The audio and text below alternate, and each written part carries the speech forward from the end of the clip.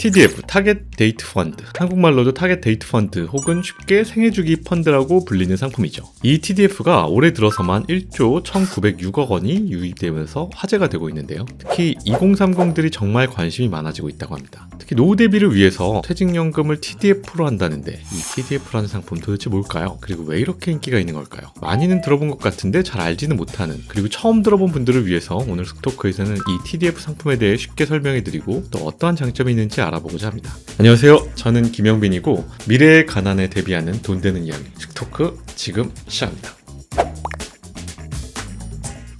자, 먼저 TDF가 뭘까요? TDF 명칭을 보면 알 수 있듯이 즉 날짜를 정해놓은 펀드라는 의미입니다. 무슨 날짜를 정해놨냐면 바로 은퇴 날짜를 정해놓은 펀드입니다. 투자자의 은퇴 연도를 목표로 잡고 생애주기에 따라 위험자산과 안전자산의 비중을 알아서 조정해 분산 투자해주는 펀드인 거죠. 그렇다면 은퇴 시점은 어떻게 계산해야 할까요? TDF의 이름들을 보면 이렇게 숫자들이 적혀 있습니다. 어려워 보이지만 이 숫자가 의미하는 것이 바로 내가 은퇴하는 연도입니다. 이 은퇴 연도를 고르는 방법은 자신의 출생 연도에 60을 더하면 됩니다. 그렇게 어렵지 않죠? 예를 들어보죠. 만일 내가 1990년생이라면 60을 더하면 2050이 나오죠. 그럼 TDF 2050을 선택하면 됩니다. 만약 1995년생이라면 TDF 2055를 선택하면 되는 겁니다. 그러나 TDF의 경우에는 5년 단위로 구성이 되어 있습니다. 그래서 만일 내가 1981년생이라서 60을 더하면 2041이 나오죠? 그럼 어떻게 해야 할까요? 이럴 땐 2040 또는 2045를 고르면 됩니다. 이때는 숫자가 가까울수록 보수적이라고 보시면 되고 희망 주식 비중에 따라 선택하시면 됩니다. 쉽게 설명하면 숫자가 좀 더 많은 게 나의 은퇴 시기가 조금 더 떨어져 있기 때문에 주식 비중이 더 많다라고 보시면 되기 때문입니다. 따라서 조금 더 공격적이죠. 실제 TDF의 이름을 보면서 더 설명해 드릴게요. 예를 들어 미래에셋 전략 배분 TDF 2025 혼합 자산 투자 신탁 을 살펴보면 미래에셋은 자산운용사의 이름, 전략 배분은 자산 배분 방법, TDF 2025는 아까 말씀드린 은퇴 연도, 마지막 혼합자산 투자 신탁은 투자 대상 범위를 의미하는 말이죠. 사실 여기 있는 2040, 2045, 2050 나머지 이름이 같고 숫자만 다르다면 이 TDF들의 구성 종목은 거의 똑같습니다. 종목은 같지만 주식의 비중만 다를 뿐이죠. 즉 사는 사람이 이렇게 연도별로 고를 수 있게 비중만 자동으로 조절되어 있는 그런 펀드들이라고 보시면 되죠.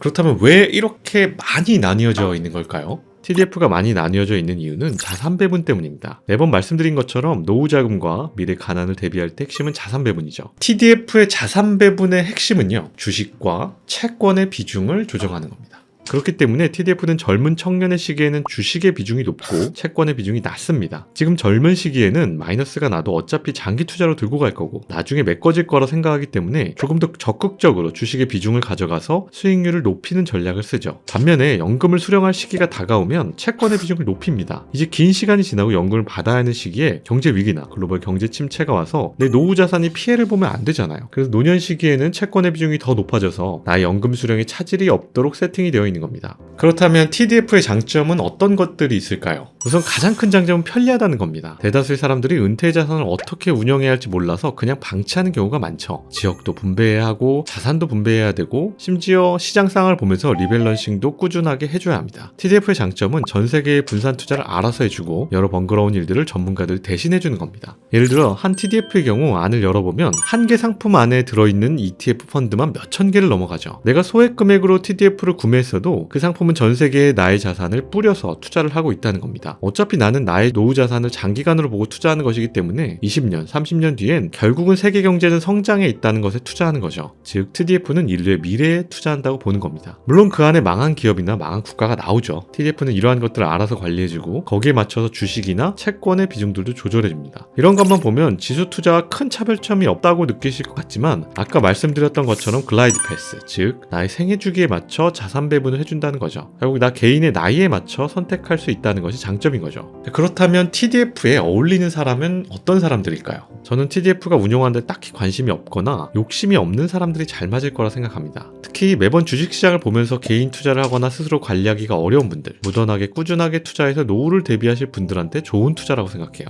귀찮으면 그냥 딴 거 하지 말고 TDF만 해. 투자업계에 있는 분들이 주변에 이런 말들을 하시거든요. 그만큼 일반인들이 편하게 투자를 시작할 수 있는 것이 저는 이 TDF라고 생각이 듭니다.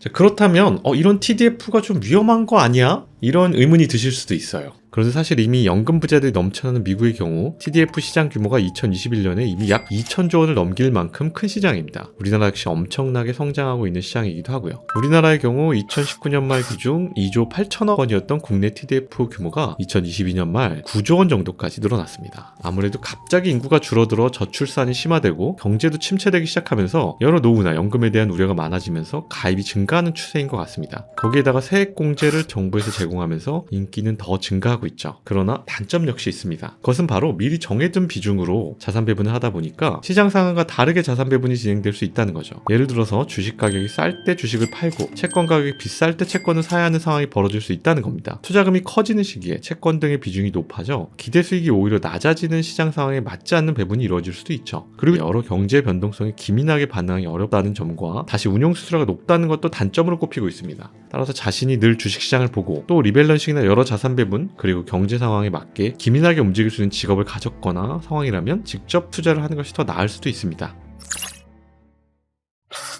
지금 우리나라는 굉장히 시급한 상황입니다. 인구가 갑자기 거의 끊기다시피 줄어들고 있고 국민연금으로는 국민들의 노후를 보장해주기 어렵다고 생각이 드니 미국의 잘된 사례들을 가져와서 마구 혜택을 주고 있는 상황이에요. 연금저축 만들면 세액공제 혜택을 주고 TDF 가지고 오고 그리고 디폴트 옵션까지 가지고 왔죠. 우리나라는 노후 대란을 막기 위해서 이런저런 혜택들을 주면서 국민들의 투자를 유도하고 있습니다. 그리고 저도 매번 말씀드리지만 연금저축도 꼭 이것이 아니더라도 계속해서 투자를 해야 한다고 말씀드리고 싶습니다. 그런데 아이러니하게도 우리는 연금이 니까 내 노후는 지켜야 돼 하면서 연금 투자를 안 합니다. 적금이 투자라고 생각하죠. 그러나 우리가 미래의 가난을 대비하기 위해서는 꼭 투자 시장에 머물면서 이어나가야 한다는 점을 말씀드리면서 오늘 말씀드린 TDF가 투자를 잘 못하시는 분들께는 좋은 선택지가 되지 않을까 생각하며 오늘 영상 마치겠습니다. 자, 오늘 영상이 좋았다면 구독과 좋아요, 알림 설정 부탁드리고요. 다음에도 더 유익한 경제 이야기로 찾아뵙겠습니다. 감사합니다.